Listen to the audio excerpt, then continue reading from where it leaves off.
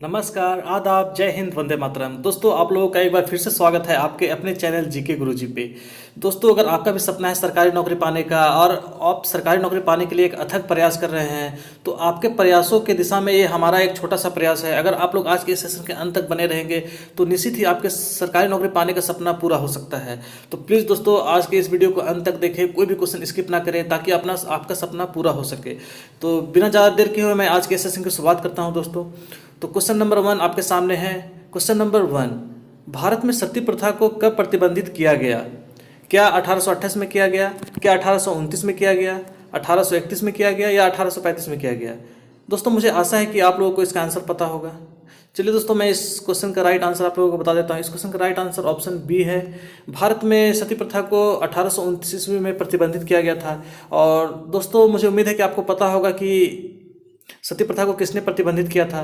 तो उस समय के तत्कालीन governor general Lord William Bentinck के द्वारा इसे प्रतिबंधित किया गया था। और इसको प्रतिबंधित करने में सहयोग किया था राजा राम मोहन राय ने।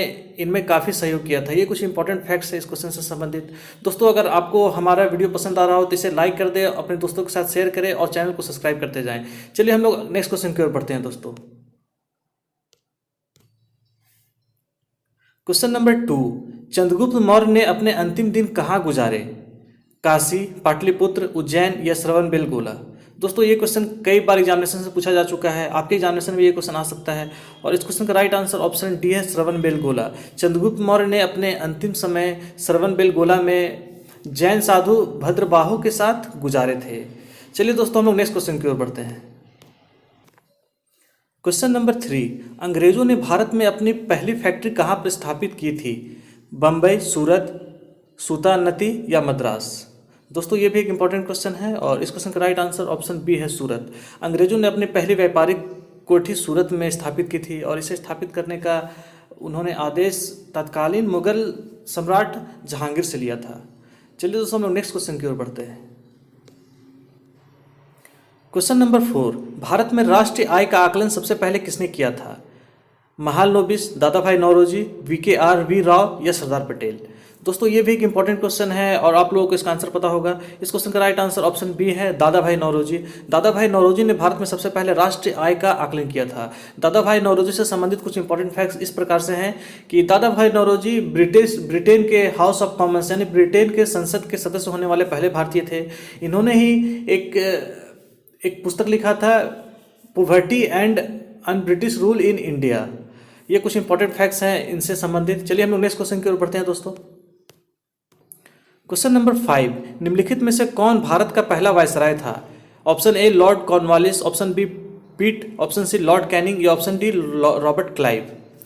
दोस्तों, ये काफ़ी इंपॉर्टेंट क्वेश्चन है, कई बार ये एग्जामिनेशन से पूछा जा चुका है। इस क्वेश्चन का राइट आंसर ऑप्शन सी है, Lord Canning. Lord Canning Bharat के पहले वायसराय थे। ये भारत के अंतिम गवर्नर जनरल और प्रथम वायसराय थे। इन्हीं के समय में 1857 का ऐतिहासिक जो विद्रोह हुआ था वो इन्हीं के समय में हुआ था। चलिए दोस्तों, हम लोग नेक्स्ट क्वेश्चन की ओर बढ़ते हैं। दोस्तों, अगर आपको ये चैनल पसंद आ रहा हो, ये वीडियो पसंद आ रहा हो, हमारा सेशन पसंद आ रहा हो, तो इस वीडियो को ज़्यादा से ज़्यादा अपने दोस्तों के साथ शेयर करें और इस चैनल को सब्सक्राइब कर ले। चलिए दोस्तों, हम लोग नेक्स्ट क्वेश्चन की ओर बढ़ते हैं। क्वेश्चन नंबर 6, निम्नलिखित में से किस देश का अलिखित संविधान है? यूएसए, यूके, पाकिस्तान या भारत? दोस्तों, इस क्वेश्चन का राइट आंसर ऑप्शन बी है, यूके। यूनाइटेड किंगडम का संविधान अलिखित है, यानी कि वह रिटेन नहीं है। चलिए दोस्तों, हम नेक्स्ट क्वेश्चन की ओर बढ़ते हैं। क्वेश्चन नंबर 7, भारत के संविधान का निर्माता किसे माना जाता है? Option A Mahatma Gandhi, option B R Ambedkar, option C Jawaharlal Nehru या ऑप्शन डी BN राव? दोस्तों, ये काफ़ी इंपॉर्टेंट क्वेश्चन है। इस क्वेश्चन का राइट आंसर ऑप्शन बी है, BR अम्बेडकर। BR अम्बेडकर को भारत के संविधान का निर्माता माना जाता है। ये संविधान के प्रारूप समिति के सदस्य रह चुके थे और इन्हीं के नेतृत्व में भारत का संविधान का निर्माण हुआ। चलिए दोस्तों, हम नेक्स्ट क्वेश्चन की ओर बढ़ते हैं।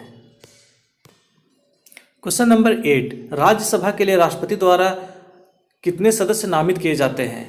2, 12, 15 या 20? दोस्तों, इस क्वेश्चन का राइट आंसर ऑप्शन बी है।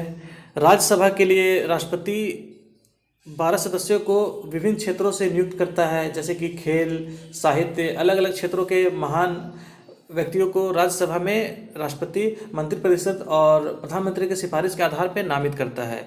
और जो लोकसभा का होता है, लोकसभा में 2 व्यक्तियों को नामित किया जाता है विभिन्न क्षेत्रों से। ये कुछ इंपॉर्टेंट फैक्ट्स है इस क्वेश्चन से संबंधित। चलिए दोस्तों, हम लोग नेक्स्ट क्वेश्चन की ओर बढ़ते हैं। क्वेश्चन नंबर 9, भारतीय संविधान का कौन सा अनुच्छेद राज्य सरकारों को ग्राम पंचायतों के गठन का निर्देश देता है? ऑप्शन ए अनुच्छेद 32, ऑप्शन बी अनुच्छेद 37, ऑप्शन सी अनुच्छेद 40 या ऑप्शन डी अनुच्छेद 51। दोस्तों ये भी एक इंपॉर्टेंट क्वेश्चन है। अगर आपको इस क्वेश्चन का आंसर पता हो तो कमेंट बॉक्स में अपने आंसर दे सकते हैं। चलिए दोस्तों, मैं इस क्वेश्चन का राइट आंसर आप लोगों को बता देता हूँ। इस क्वेश्चन का राइट आंसर ऑप्शन सी है। अनुच्छेद 40 में ग्राम पंचायत के संगठन का निर्देश दिया गया है। ये एक नीति निर्देशक सिद्धांत के तहत आता है ये अनुच्छेद। Question number next, question number 10, अर्थशास्त्र में प्रथम नोबेल पुरस्कार किसे दिया गया था? पॉल ए सैमुएल्सन, अमर्त्य सेन, जॉन टिनब्रेगन और रेगनर फ्रिस्क या स्टिग लिट्ज। दोस्तों ये काफ़ी इंपॉर्टेंट क्वेश्चन है और अगर आपको इसका आंसर पता हो तो कमेंट बॉक्स में अपने आंसर दे सकते हैं। वैसे मैं इस क्वेश्चन का राइट आंसर बता देता हूँ। ये एक टफ क्वेश्चन है और इस क्वेश्चन का राइट आंसर ऑप्शन सी है।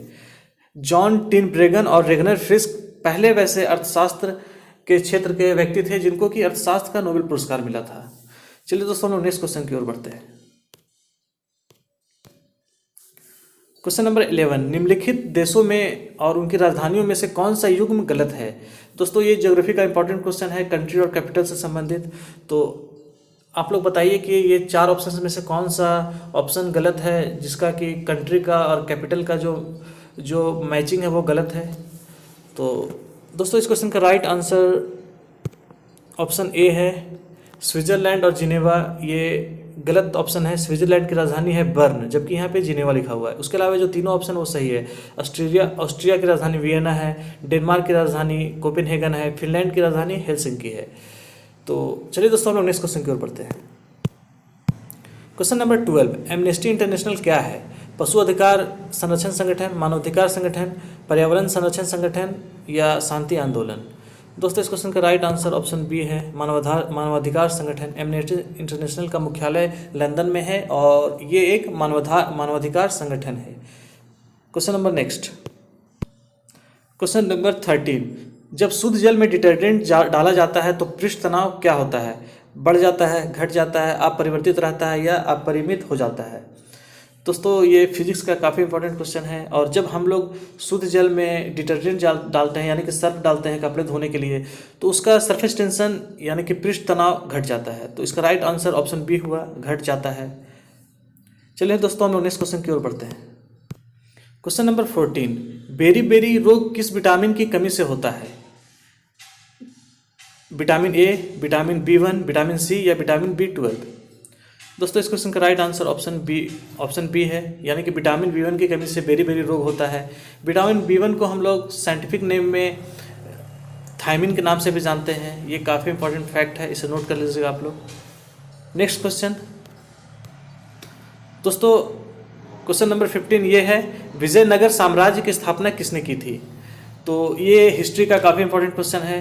क्या इसकी स्थापना तुलु वंश ने की थी, संगम वंश, सालू वंश या देव राय वंश ने की थी? तो मुझे उम्मीद है कि आप लोगों को इसका आंसर पता होगा। इस क्वेश्चन का राइट आंसर ऑप्शन बी है, संगम वंश। संगम वंश ने विजयनगर साम्राज्य की स्थापना की थी। संगम वंश के 2 व्यक्ति हरिहर और बुक्का ने विजयनगर साम्राज्य की स्थापना की थी। हरिहर और बुक्का ने विजयनगर साम्राज्य की स्थापना की थी।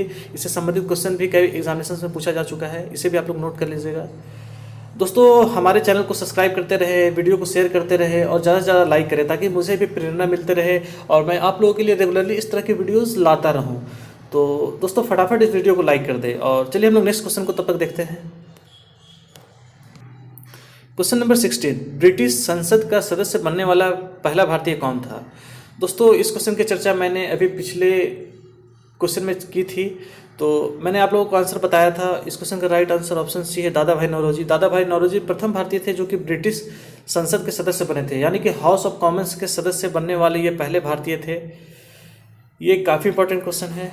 चलिए दोस्तों हम लोग नेक्स्ट क्वेश्चन की ओर बढ़ते हैं। क्वेश्चन नंबर 17, निम्नलिखित में से कौन नदी बंगाल का शोक कहलाता है? ये काफ़ी इजी क्वेश्चन है, आप लोगों को इसका आंसर पता होगा, मुझे ऐसा उम्मीद है। और इस क्वेश्चन का राइट आंसर ऑप्शन सी है हुगली, सॉरी, इस क्वेश्चन का राइट आंसर ऑप्शन डी है दामोदर। दामोदर नदी को बंगाल का शोक कहा जाता है। Next question, question number 18, Bharat में सबसे अधिक दाल का उत्पादन किस राज्य में होता है? बिहार, राजस्थान, मध्य प्रदेश या महाराष्ट्र? दोस्तों आप लोग ये जान जाइए कि भारत में सबसे ज़्यादा दाल का उत्पादन मध्य प्रदेश में होता है। एमपी में सबसे ज़्यादा दाल पल्स का उत्पादन होता है हमारे देश में। चलिए दोस्तों हम लोग अगले क्वेश्चन की ओर बढ़ते हैं। क्वेश्चन नंबर 19, यदि लोकसभा का अध्यक्ष त्यागपत्र देना चाहे तो वह अपना त्यागपत्र निम्नलिखित में से किसको संबोधित करता है? भारत के राष्ट्रपति, उपाध्यक्ष, प्रधानमंत्री या मंत्रिमंडल? दोस्तों भारत का लोकसभा का जब भी अध्यक्ष अपना त्यागपत्र देना चाहता है तो वो नियम के अनुसार हमेशा उपाध्यक्ष को अपना त्यागपत्र संबोधित करता है और उसी को अपना त्यागपत्र दे करके वो उसका त्यागपत्र स्वीकृत होता है। चलिए दोस्तों हम लोग आज के इस सेशन के अंतिम क्वेश्चन को देखते हैं। क्वेश्चन नंबर 20, अमजद अली खान निम्नलिखित में से किस वाद्य से संबंधित हैं? सरोद, वायलिन, वीणा या सितार? दोस्तों अमजद अली खान ऑप्शन ए यानी कि सरोद वाद्य यंत्र से संबंधित हैं। दोस्तों अगर हमारा ये सेशन आप लोगों को आज का ये सेशन पसंद आया, अगर आज के इस सेशन से आप लोगों को कुछ फ़ायदा हुआ हो तो प्लीज़ दोस्तों इस हमारे चैनल को सब्सक्राइब कर ले और बेल आइकन को प्रेस कर दे ताकि हमारे वीडियोज़ की नोटिफिकेशन आप लोगों को मिलती रहे। इस वीडियो को ज़्यादा से ज़्यादा अपने दोस्तों के साथ शेयर करें ताकि मुझे भी प्रेरणा मिलता रहे। और इस वीडियो को देखने के लिए, पूरा देखने के लिए आपका बहुत बहुत धन्यवाद दोस्तों। Thanks a lot friends for supporting me. मैं इस तरह के वीडियोस आप लोगों के लिए रेगुलरली लाता रहूँगा। चलिए दोस्तों आप लोगों का इस वीडियो को देखने के लिए बहुत बहुत धन्यवाद।